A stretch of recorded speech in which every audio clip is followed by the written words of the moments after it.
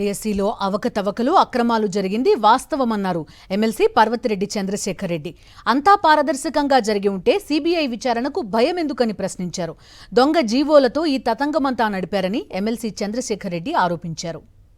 విచారణతో మీరు ప్రూఫ్ చేసుకోవాలా, మీ నిజాయితీని ప్రూఫ్ చేసుకోవాలా. విద్యాశాఖ మంత్రిని కూడా ఎందుకు రాజీనామా చేయమని అడుగుతా ఉన్నాం.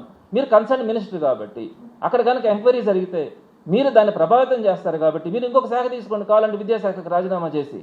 విద్యాశాఖలో ఉండడానికి మీరు అనర్హులు, మీరు ఉండకూడదు. ఉన్నప్పుడు పారదర్శకంగా జరగదు. అక్కడ ఇప్పటికే ట్యాంపర్ చేస్తున్నారు కదా. మేము ఏదైతే జూన్ 4వ తారీఖున మీరు రిలీజ్ చేసినటువంటి వెబ్సైట్లో నుంచి సర్టిఫికేట్స్ బయటపెట్టి ఫేక్ సర్టిఫికేట్స్ కానీ ఏదైతే తప్పులు ఉన్నాయో వాటన్నిటి కూడా మేము బయటపెట్టిన తర్వాత మీరు ఆ తర్వాత కాలంలో మీరు ఏం చేస్తున్నారు, అదే వెబ్సైట్ని ట్యాంపర్ చేసి ఆ సర్టిఫికేట్స్ బదులు మళ్ళా మార్చి వేరే సర్టిఫికేట్స్ని తీసుకొచ్చి దాంట్లో పెట్టినారు.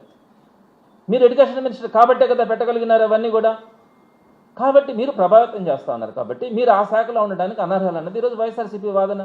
మీరు ఎందుకు ఎంక్వైరీ చేయొచ్చట్లా? ఇప్పుడు చెప్పండి. పైచు మా మీద కేసులు పెడుతున్నారు, ఇంకోటి చేస్తున్నారు. ఆ కేసులకి ఎవరు కూడా భయపడేటువంటి పరిస్థితి ఉండదు. మరిన్ని అప్డేట్స్ కోసం ఛానల్ను సబ్స్క్రైబ్ చేయండి. నోటిఫికేషన్స్ కోసం బెల్ ఐకాన్ పై క్లిక్ చేయండి.